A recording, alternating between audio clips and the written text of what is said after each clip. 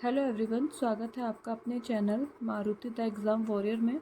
आपको पता है हमने यहाँ पर सीरीज शुरू करी हुई है बीएनएस की, जिसका आज ये सेकंड लेक्चर है। तो एक हल्का सा क्विक रिवीजन करेंगे कि हमने कल क्या क्या पढ़ा प्री पॉइंट ऑफ व्यू से जो एग्ज़ाम में आ सकता है। फर्स्ट, इसका नाम क्या था? बीएनएस 2023। ठीक है, इसकी इनेक्टमेंट डेट की बात करें तो वो कितनी है? 25 दिसंबर 2023। ठीक है, इन्फोर्समेंट डेट की बात करें तो 1 जुलाई 2024। ठीक है, टोटल सेक्शन कितने हैं? तो इसमें 358। चैप्टर्स कितने हैं? चैप्टर्स हैं इसमें 20। आगे हम बात करें एक्ट की, एक्ट नंबर क्या है इसका? तो वो है 45। हमने कल क्या पढ़ा था? कल हमने पढ़ा था सेक्शन 1। ठीक है, 1 में कितने टोटल क्लॉज है? तो उसमें 6 क्लॉज है टोटल। ठीक है, तो फर्स्ट क्लॉज में क्या बताता है? फर्स्ट क्लॉज में वो बताता है उसका नाम। इससे क्या होगा, हमें नाम फटाफट रिवीजन करें तो याद रहेगा। सेकंड में क्या था? उसकी प्रवर्तन की वो तारीख ना, कब वो गजट में पेश होगा उसको होगी।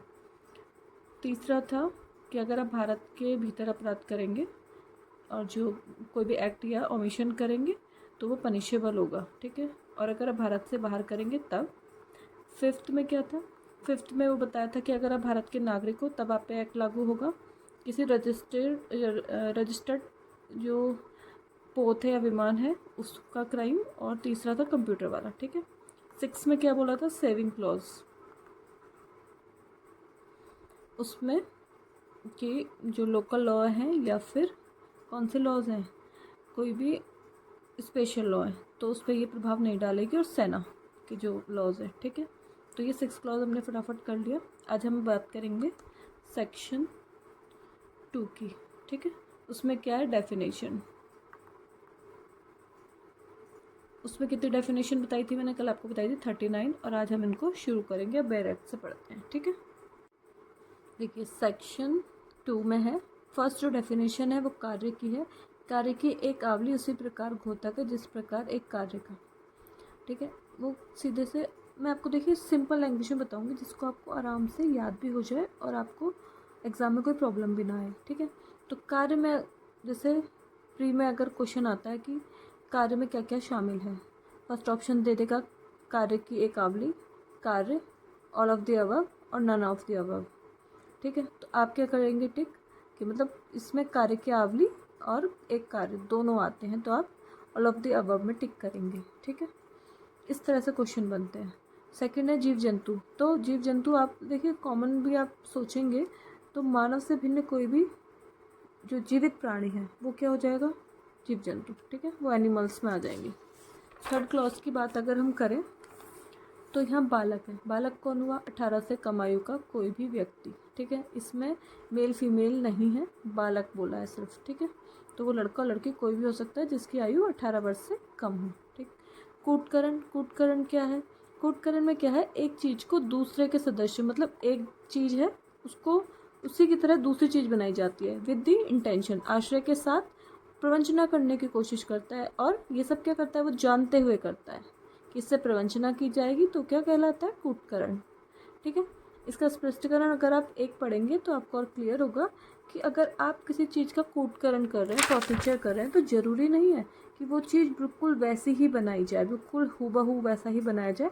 अगर उसमें थोड़ा सा डिफरेंस भी है तभी भी वो नकल माना जाएगा, बट आपका एक आशय होना चाहिए प्रवंचना करने का, और ये जानते हुए आप करेंगे। ठीक है, और जो दूसरा स्पष्टीकरण है वो उपधारणा के बारे में बात करता है।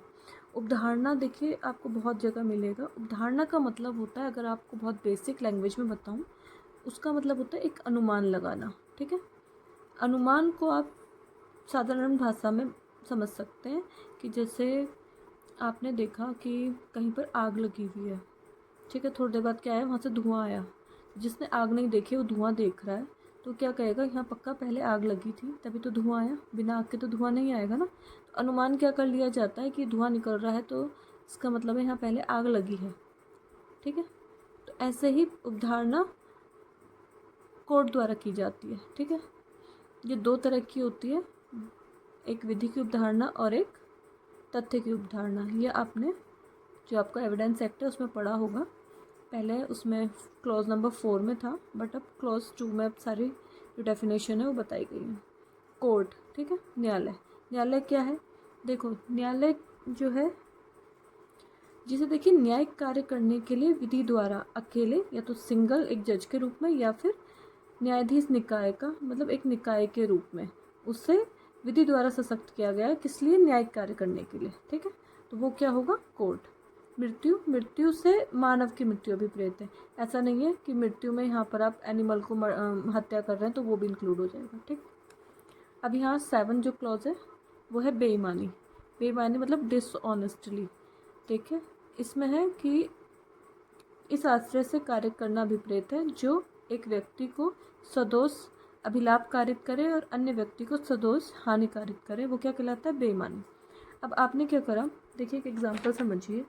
जैसे आपने एक हाउस किसी को रेंट पे दिया, ठीक है।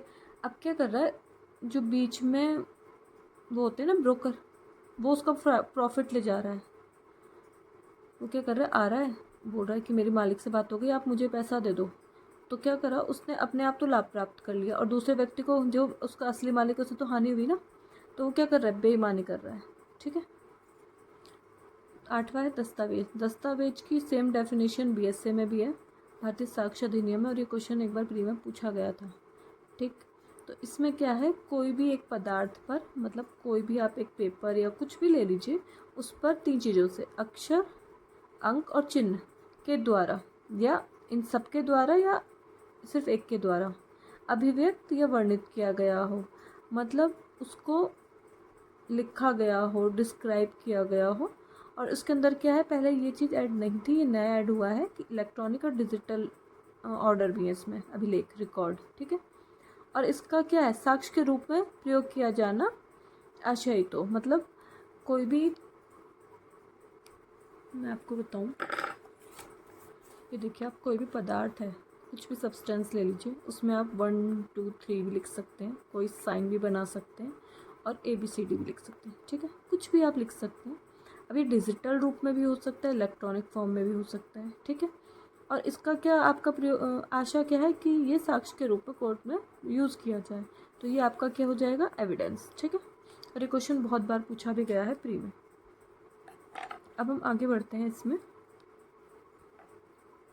ये जो इसके इलस्ट्रेशन है, ये इसमें से भी एक आधा इलस्ट्रेशन पूछ लेता है कि इसमें से कुछ भी दे देगा, जैसे भुगताननामा दस्तावेज है या नहीं है, चेक है या नहीं है, तो आप इसको एक बार देख लीजिएगा, ठीक है। अब है हमारे पास 9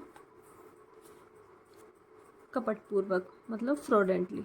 अब कपट करने के आशय से कोई काम करेंगे तो वो क्या होगा? कपटपूर्वक, ठीक है। लिंग, लिंग में यहाँ पर महिला और पुरुष दोनों आते हैं। इसमें एक नई चीज़ जो ऐड हुई है वो है उभयलिंगी मतलब ट्रांसजेंडर्स, ठीक है। और इसका स्पष्टीकरण में बताया हुआ है कि इसकी डेफिनेशन वो ही होगी जो उभयलिंगी व्यक्ति अधिकारों का संरक्षण अधिनियम 2019 की धारा 2 के खंड टॉ में है। मतलब अगर इंग्लिश में आप देखेंगे तो क्लॉज के of section 2 which act transgender person protection of right act 2019, ठीक है। अब 11वें में आते हैं हम, सद्भावपूर्वक, ठीक है। इसका मतलब है गुड फेथ।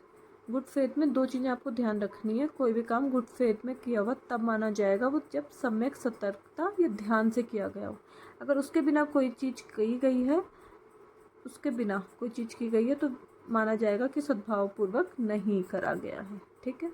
अगर सद्भाव से लिखा हुआ आ जाएगा सद्भावपूर्वक कार्य में आता है सम्यक सतर्कता ध्यान दोनों या दोनों में से कोई नहीं, तो आप दोनों टिक करेंगे, ठीक है। ये 2 इसके कीवर्ड हैं, सम्यक सतर्कता और ध्यान।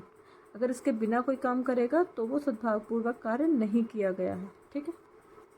अब यहाँ पर वो 12 में बोल रहा है कि सरकार, सरकार से क्या है? सेंटर और स्टेट दोनों गवर्नमेंट आएंगी, ठीक है।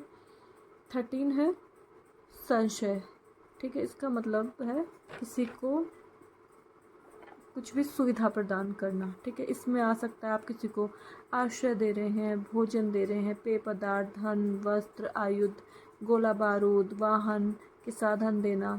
जैसे आप क्रिमिनल को किसी को भी ये प्रोवाइड कराते हैं तो फिर आप इसमें हर बार में आएंगे और अगर इसके लिए कोई पेनल्टी होगी तो वो आपको मिलेगी। जैसे बहुत से आतंकवादियों को कोई क्राइम करके आता है, उन्हें अपने घर में पनाह दे देते हैं, तो वो सब इसके अंदर आता है, ठीक है।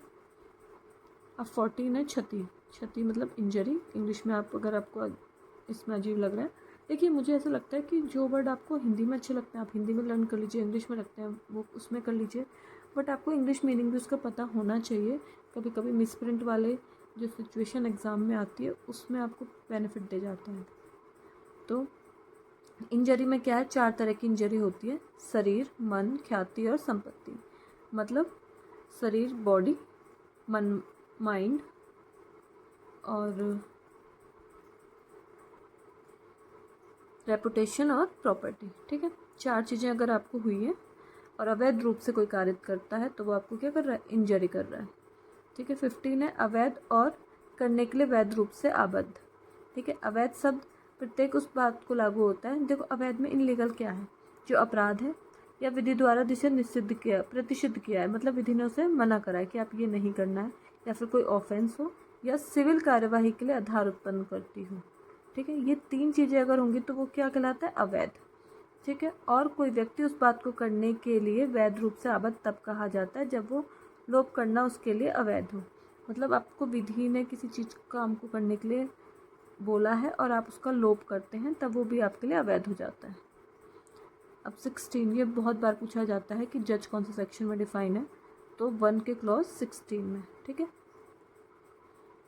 ये है न्यायाधीश से ऐसा व्यक्ति अभिप्रेत है कि कुछ सीधे सीधे न्यायाधीश में आप देख लीजिए, विधिक कार्यवाही में चाहे सिविल हो या दांडिक हो निर्णय दे सकता है, ठीक है। और उसके पुष्ट किए जाने पर अंतिम हो जाए वो निर्णय, और उसे उसके लिए किसने विधि द्वारा से सख्त किया गया हो, वो न्यायाधीश होता है।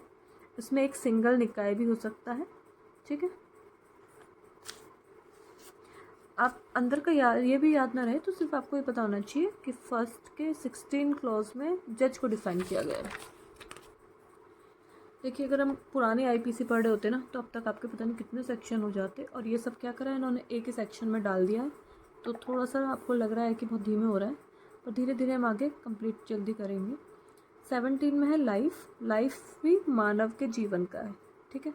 जैसे मृत्यु के में जो था डिफाइन वो भी मानव से की ही मृत्यु थी, यहाँ पर जीवन भी मानव का ही है, ठीक है। 18 है स्थानीय विधि। स्थानीय विधि मतलब लोकल लॉ। लोकल से आपको याद आएगा ना, बोलते हैं ना लोकल एरिया, तो उससे आप याद रखिए कि किसी विशिष्ट पर्टिकुलर एरिया में हो रही है, मतलब कोई छोटा सा एरिया या किसी बोल दिया कि ये सिर्फ हरिद्वार में लागू हो रही है कुछ, तो वहाँ लोकल लॉ है। जैसे उत्तराखंड का जैसे आप एक्ट पढ़ते हैं तो उसमें ना राज्य संशोधन से रहता है, तो वो सिर्फ वहीं उसी राज्य के लिए लागू होती है, तो उसे कहते हैं स्थानीय विधि, ये लोकल है यहाँ की, ठीक है। पुरुष में यहाँ कोई एज डिफाइन नहीं है, पुरुष में हर आयु का, मतलब वो छोटा बच्चा भी हो सकता है और बड़ा भी हो सकता है किसी भी एज का, वो क्या है नर, जो नर है वो क्या है पुरुष, मतलब मेल में आएगा वो। और ऐसे ही स्त्री के लिए भी हम पीछे पढ़ेंगे, उसमें भी किसी भी एज की महिला के लिए आप यूज़ कर सकते हैं फीमेल वर्ड, ठीक है। मास और वर्ष में यहाँ पर आपको याद रखना है ग्रेगोरियन कैलेंडर के अनुसार करना होगी। जंगम संपत्ति 21 में डिफाइन है, इसको आपको याद रखना है। जंगम संपत्ति मतलब मूवेबल, जो मूव कर सकती है, तो इसमें क्या चीज़ें होंगी या क्या चीज़ें नहीं होंगी, तो देखते हैं। इसमें जंगम संपत्ति के अंतर्गत भूमि और वे चीज़ें जो भूबद्ध हो या भूबद्ध किसी चीज़ से स्थायी रूप से जकड़ी हुई हो के सिवाय, मतलब आप जब जंगम मतलब मूवेबल के बारे में बात कर रहे हैं, तो अगर आप भूमि की बात करेंगे तो भूमि को आप उठा के तो कहीं ले जा नहीं सकते हैं, और ऐसी कोई चीज़ जो भूमि से जुड़ी हुई अटैच्ड है या स्थायी रूप से ऐसे जकड़ी हुई है, तो उसको आप मूव नहीं कर सकते हैं। तो इन सब को छोड़ के जितने प्रकार की संपत्ति है वो किस में आएगी, मूवेबल प्रॉपर्टी में। फिर 22 है वचन, ठीक है। अब इसमें क्या है, सिंगुलर प्लुरल दोनों ही आएंगे। शपथ, शपथ, ओथ, इसकी डेफिनेशन ऐसे इम्पोर्टेंट नहीं है, आपको सिर्फ याद रखना 23। ऑफेंस, देखिए ऐसा कोई भी कार्य जो इस संहिता में दंडनीय बनाया गया ऑफेंस होता है, उसको डिफाइन कहा गया है 24 में। जो इम्पोर्टेंट है वो मैं आपको पूरा बताऊंगी, इसकी ज़रूरत नहीं है, उसको हम स्किप करेंगे। अब लोप में भी जैसे कार्य में था ना सीरीज ऑफ एक्ट और एक सिंगल एक्ट, वैसे ही लोप में भी सीरीज ऑफ ओमिशन और एक सिंगल ओमिशन दोनों आएंगे। 26 में है व्यक्ति, पर्सन में क्या क्या आएगा, कोई कंपनी हो सकती है, कोई संगम, व्यक्ति का निकाय, और वो ऐसा निकाय चाहे निगमित हो चाहे नहीं हो, वो सब पर्सन में आएंगे। ठीक है। लोक में वर्ग या कोई भी समुदाय आता है, मतलब कोई भी क्लास और कम्युनिटी। ठीक। लोक सेवक में आप यहाँ क्लॉज देखेंगे तो पहले तो 12 थे, अब देखिए कितने हैं, अभी 11 हैं। वो फर्स्ट वाला जो उन्होंने हटाया था वो यहाँ से हटा दिया है। ठीक है। तो इसमें आप शॉर्ट में ना बिल्कुल हल्की हल्की चीज़ें देखो याद कर सकते हैं, जैसे सेना, नौसेना, वायुसेना, इस सेकंड में आ जाएगा न्यायाधीश। ठीक है। और जो इनके ऐसा व्यक्ति भी आता है जो किन्हीं न्यायिक निर्णय कर्तव्यों का चाहे स्वयं या व्यक्तियों के अधीन सदस्यों के निकाय जो विधि द्वारा सशक्त किया गया हो। फिर तीसरा, प्रत्येक न्यायालय में जो अधिकारी काम करते हैं वो आ जाएंगे। फोर्थ में आएगा आपके पास न्यायालय या लोक सेवक की सहायता करने वाले, असेसर या पंचायत के सदस्य। इसके बस कीवर्ड याद कर दीजिए। जैसे फिफ्थ में मध्यस्थ है, तो ये आपको ना याद करने पड़ेंगे और ये मेंस में भी आता है। ठीक है। ये क्वेश्चन आपको मेंस में मिल जाएगा, प्री में तो आता ही आता है, मेंस में भी पूछा जाता है। ठीक है। तो इसमें ऐसा कुछ है नहीं। और 7 में है, इन्होंने ये दिया है कि जो अपराधों की सूचना दे, ठीक है, अपराध का निवारण करे, ऐसा अधिकारी। ठीक है। 8 में हो गया संपत्ति को ग्रहण करे। आप थोड़े थोड़े कीवर्ड कर सकते हैं जिससे आपको याद रहे, और जब मेंस में इस क्वेश्चन को लिखते हैं तो बिल्कुल इसी सीरीज़ में आपको लिखना है, इसलिए आपको कीवर्ड याद होने चाहिए, तो आप क्विकली लिख लेंगे इसे। ठीक है। 12 तक ये हो गया। अब है 29, विश्वास करने का कारण, रीज़न टू बिलीव। कोई व्यक्ति किसी बात का विश्वास करने का कारण रखता है, यह तब कहा जाता है जब वह उस बात के विश्वास करने का पर्याप्त हेतु रखता है, अन्यथा नहीं। मतलब किसी पे अगर आप बिलीव कर रहे हैं तो उसके आपके पास कोई सफिशेंट कॉज होना चाहिए। ठीक है। तभी तो आप उस बात पे विश्वास करेंगे। 30 है विशेष विधि, मतलब स्पेशल लॉ, जो किसी एक पर्टिकुलर सब्जेक्ट को लेके बना होता है उसे कहते हैं स्पेशल लॉ। ठीक है। जैसे लोकल लॉ एक पर्टिकुलर एरिया के लिए बनाया जाता है, वैसे स्पेशल लॉ किसी एक पर्टिकुलर सब्जेक्ट को लेके बनाया जाता है। अब है मूल्यवान प्रतिभूति, मतलब वैल्यूएबल सिक्योरिटी। इसमें क्या है, कोई ऐसा दस्तावेज अभिप्रेत है जो ऐसी दस्तावेज है या जिसका होना तात्पर्यत है, जिसके द्वारा कोई, देखो मूल्यवान प्रतिभूति सीधे सीधे अगर मैं सीधे शब्दों में बताऊं तो ये कोई विधिक अधिकार को सर्जित करती है, उसको विस्तार देती है, आप उसको ट्रांसफ़र कर सकते हैं, रिस्ट्रिक्शन कर सकते हैं। ठीक है। निर्वापित किया जाए या फिर छोड़ दिया जाए, जिसके द्वारा कोई व्यक्ति, और उससे व्यक्ति क्या है, स्वीकार करेगा कि वो विधिक द्वैत के अधीन है या नहीं है, तो वो मूल्यवान सिक्योरिटी होती है आपकी।